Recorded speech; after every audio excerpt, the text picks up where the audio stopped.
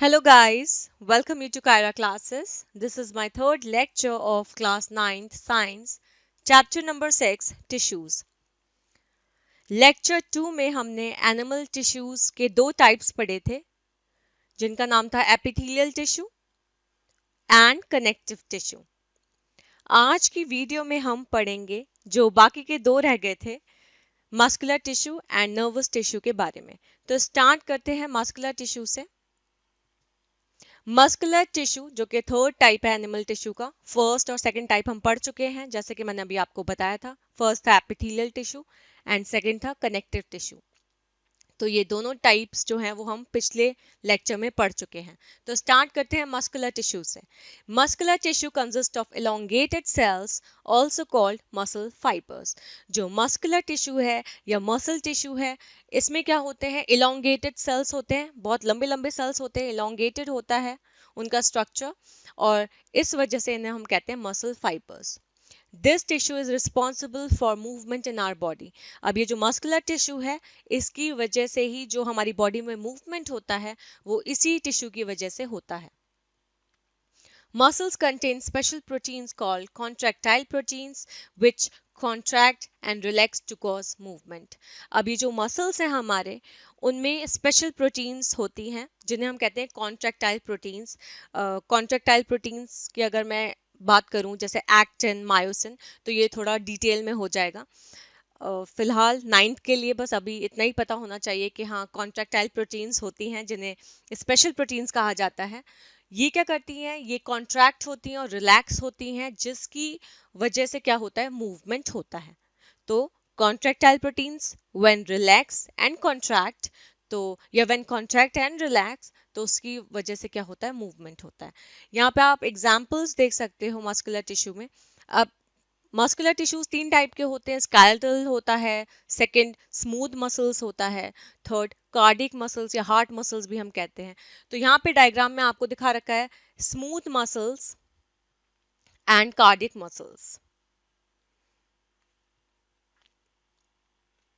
Now अब हम देखते हैं टाइप्स ऑफ मसल टिश्यूज को। तो फर्स्ट है वॉलेंट्री मसल्स।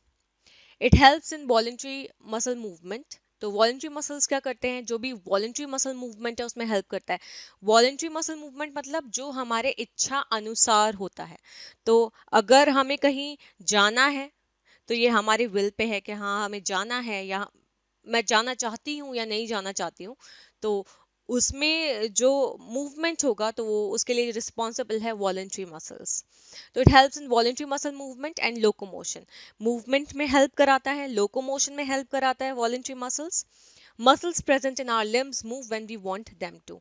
हमारे जो मसल्स हैं लिम्स में, वो तभी मूव करते हैं जब हम उन्हें मूव कराना चाहते हैं।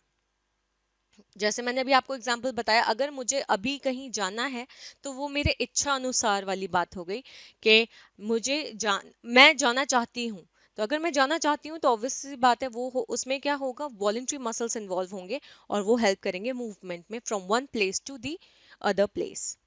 And stop when we so decide. और तभी रुक जाता है उनका मूवमेंट जब हम डिसाइड करते हैं कि अब हमें जो है आगे नहीं जाना, तभी जाके वॉलेंट्री मसल्स क्या हो जाएंगे, stop. These muscles are also called skeletal muscles. इन्हीं मसल्स को क्या कहा जाता है, skeletal muscles कहा जाता है, क्योंकि ये ज्यादातर बोन से अटैच्ड होते हैं और बॉडी मूवमेंट में हेल्प करते हैं। माइक्रोस्कोप में इन मसल्स में क्या होता है, ऑल्टरनेट लाइट और डार्क बैंड्स दिखते हैं। अगर मैं माइक्रोस्कोप में इस स्केलेटल मसल को देखूं तो पता चलेगा कि जो इनका स्ट्रक्चर है उसमें लाइट बैंड्स और डार्क बैंड्स शो होते हैं, जो कि ऑल्टरनेटिवली शो होते हैं। मतलब पहले लाइट फिर डार्क फिर लाइट फिर डार्क, ऐसे करके जो बैंड्स हैं वो स्कैटल मसल्स में शो होते हैं। इन्हीं को हम कहते हैं स्ट्रिएशंस। तो ये जो लाइट और डार्क बैंड्स हैं, इन्हीं को हम कहते हैं स्ट्रिएशंस, और इसकी वजह से ये क्या कहलाए जाते हैं, scarlet muscles, striated muscles. Striated muscles इसलिए कहा जाता है क्योंकि इनमें स्ट्रिएशंस या फिर ऑल्टरनेटिवली या ऑल्टरनेट लाइट और डार्क बैंड्स प्रेजेंट होते हैं। Now second type of muscular cell is involuntary muscles. Carry out movements which cannot be carried out by our conscious will. Involuntary muscles उन मूवमेंट्स को carry out करते हैं जो कि हमारे विल के अकॉर्डिंग नहीं होते हैं। इनवॉलेंट्री मसल्स कहाँ कहाँ मिलते हैं? यूट्रस में मिलेगा जो कि एक फीमेल रिप्रोडक्टिव पार्ट है, डाइजेस्टिव ट्रैक्ट में मिलेगा, यूरिनरी ब्लैडर में मिलेगा और आइरिस ऑफ द आई में मिलेगा। तो जहां पे हमारा विल काम नहीं करता, मतलब ये विल इंडिपेंडेंट होते हैं इनवॉलेंट्री मसल्स। जैसे डाइजेशन है तो वो ऐसा नहीं है कि अब मैं चाहूं डाइजेशन हो और अब मैं चाहूं कि अब डाइजेशन ना हो, तो ऐसा नहीं होता है। वो अपने उससे डाइजेशन प्रोसेस या डाइजेशन करते रहते हैं। जैसे कि ब्लिंकिंग ऑफ आईज, आईज जो पलके हैं वो अपने आप झपकती रहती हैं। ऐसा नहीं है कि मैं चाहूं कि अब पलके ना झपके या अब मैं चाहूं पलके झपके, तो इसमें इन्वॉल्वमेंट नहीं है। मतलब हमारे डिजायर या हमारे विल के अकॉर्डिंग ये काम नहीं करते हैं। जैसे हार्ट बीट्स, हार्ट बीट की बात करूं, हार्ट रेट की बात करूं, तो ये सब अपने आप होता रहता है। हार्ट बीट, ये सब क्या है? डाइजेशन, रेस्पिरेशन, ब्रीदिंग, ये सब अपने आप होता रहता है। तो इन्हें हम कहते हैं involuntary muscles. The cells are long with pointed ends. Involuntary muscles के cells लंबे होते हैं और जो ends होता है वो काफी pointed होता है, जिसकी वजह से ये किस शेप के दिखते हैं? स्पिंडल शेप दिखते हैं। और साथ में ये यूनिन्यूक्लिएट होते हैं, मतलब इनमें इन जो इनवॉलेंट्री मसल्स के सेल्स हैं उसमें आपको सिंगल न्यूक्लियस देखने को मिलेगा। इन्हें अनस्ट्रेटेड मसल्स भी कहा जाता है क्योंकि इनमें डार्क एंड लाइट बेंड्स ऐसे नहीं होते हैं, मतलब प्रेजेंट नहीं होते हैं डार्क बेंड्स और लाइट बेंड्स, इसलिए मैंने अनस्ट्रेटेड मसल्स भी कहती हूँ। थर्ड है हमारा जो टाइप मस्कुलर टिश्यू का, उसका नाम है कार्डियक मसल, या फिर जिन्हें इसे मैं एक और नाम दे सकती हूँ हार्ट मसल। मतलब कार्डियक और हार्ट मसल एक ही बात है। Rhythmic contraction and relaxation of cardiac muscles help to pump and distribute the blood to various parts of the body. अब जो कार्डियक मसल्स हैं, ये जो हार्ट मसल्स हैं, इनका रिदमिक कॉन्ट्रैक्शन होता है, रिलैक्सेशन होता है, जिससे जो ब्लड है वो पंप होता है और डिस्ट्रीब्यूट होता है बॉडी के अलग अलग पार्ट्स में। और ये जो कार्डियक मसल्स या हार्ट मसल्स हैं, ये कहाँ मिलते हैं? ये सिर्फ जो हार्ट की वॉल्स है उसमें प्रेजेंट होते हैं। तो कार्डियक और हार्ट मसल्स का फंक्शन हुआ to pump the blood, blood को पंप करना और डिस्ट्रीब्यूट करना ब्लड को different different parts of body, different different parts of body तक ब्लड को पहुंचाना। लास्ट जो हमारा टाइप था एनिमल टिश्यू का, वो है nervous tissue. Nervous tissue obviously related to brain, समझ में, नर्वस सिस्टम और ये सब एक जैसा ही है, तो ब्रेन से रिलेटेड है ये। All cells possess the ability to respond to stimuli. सारे के सारे जितने भी सेल्स हैं वो क्या होते हैं? इनके पास एबिलिटी होती है कि कोई भी एक्सटर्नल फैक्टर अगर आ रहा है तो वो क्या करें? उसे रिस्पॉन्स दें। उसे स्टिमुलस अगर मिल रहा है, जो एक्सटर्नल फैक्टर है, स्टिमुलाई मिलते ही वो रिस्पॉन्स देंगे। ये एबिलिटी सारे सेल्स में होती है। Cells of the nervous tissue are highly specialized for being stimulated and then transmitting the stimulus very rapidly from one place to another within the body. जो नर्वस टिश्यू के sales होते हैं वो बहुत ज्यादा स्पेशलाइज्ड होते हैं। जब वो स्टिमुलेट हो जाते हैं, मतलब स्टिमुलेट होने के लिए वो बहुत ज्यादा स्पेशलाइज्ड होते हैं और ये क्या करते हैं? स्टिमुलस को बहुत ही जल्दी ट्रांसमिट करते हैं एक जगह से दूसरी जगह बॉडी के अंदर। मतलब बॉडी के डिफरेंट पार्ट्स जो हैं उसमें एक जगह से दूसरे एक पार्ट से दूसरे पार्ट में बहुत जल्दी से स्टिमुलस को क्या करते हैं? ट्रांसमिट करते हैं।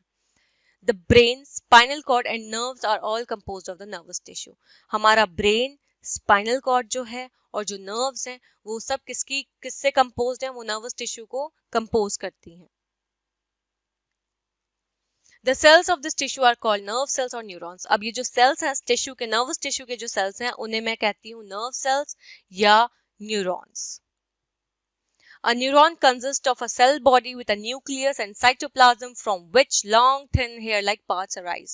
तो जो न्यूरॉन है, तो जो ये जो न्यूरॉन स्ट्रक्चर है, जो नर्व सेल है, इसमें सेल बॉडी होती है जिसमें होता है न्यूक्लियस और न्यूक्लियस के चारों तरफ साइटोप्लाज्म, जहां से क्या निकल रहा होता है? लंबे लंबे पतले पतले हेयर लाइक पार्ट्स, या फिर अगर मैं हेयर लाइक पार्ट्स कह लो या ब्रांचेस कह लो, वो अराइज करती हैं इसी सेल बॉडी से, जिसे हम कहते हैं डेंड्राइट्स। तो इसका न्यूरॉन का डायग्राम आगे मैंने दिखा रखा है, तब आपको ज्यादा अच्छे से समझ में आएगा।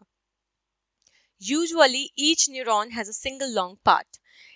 हर न्यूरॉन का क्या होता है, सेल बॉडी होता है, सेल बॉडी से फिर एक लंबा सा पार्ट निकलता है, लॉन्ग स्लेंडर पार्ट, उसको हम कहते हैं एक्सॉन, और बहुत सारे short branch parts called dendrites.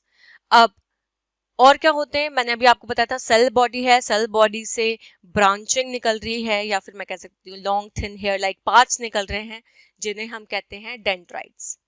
And individual nerve cell may be up to a metre long. तो एक नर्व सेल, एक न्यूरॉन की बात करूं तो वो 1 मीटर के करीबन लंबा होता है। Many nerve fibers bound together by connective tissue make up a nerve. बहुत सारे नर्व फाइबर्स जो होते हैं वो एक साथ बाउंड होते हैं कनेक्टिव टिश्यू से, और क्या बनाते हैं, नर्व बनाते हैं। Nerve impulses allow us to move our muscles when we want to. Nerve impulses जो होती हैं वो अलाउ करती हैं हमें कि हम अपने मसल्स को मूव करें जब हम मूव कराना चाहें। The functional combination of nerve and muscle tissue is fundamental to most animals. अब ये जो न्यूरॉन है, या फिर अगर मैं बात करूं नर्व सेल्स हैं, नर्व फाइबर्स हैं, तो ये जो फंक्शनल कॉम्बिनेशन है नर्व का और मसल टिश्यू का, कि हाँ जैसे कि आपने कोई गर्म चीज छुई, आप एकदम से हाथ हटा देते हो, राइट, तो वो रिफ्लेक्स आर्क जिसे हम कहते हैं, रिफ्लेक्स एक्शन जिसे हम कहते हैं, तो इसमें आपका जो ब्रेन, जो आपका स्पाइनल कॉर्ड है, और अगर मैं बात करूं जो आपका इफेक्टर मस्कुलर है, तो ये कॉम्बिनेशन है एक तरह से, क्या बना रहे हैं, एक फंक्शनल कॉम्बिनेशन है नर्व सेल्स का और मसल टिश्यू का।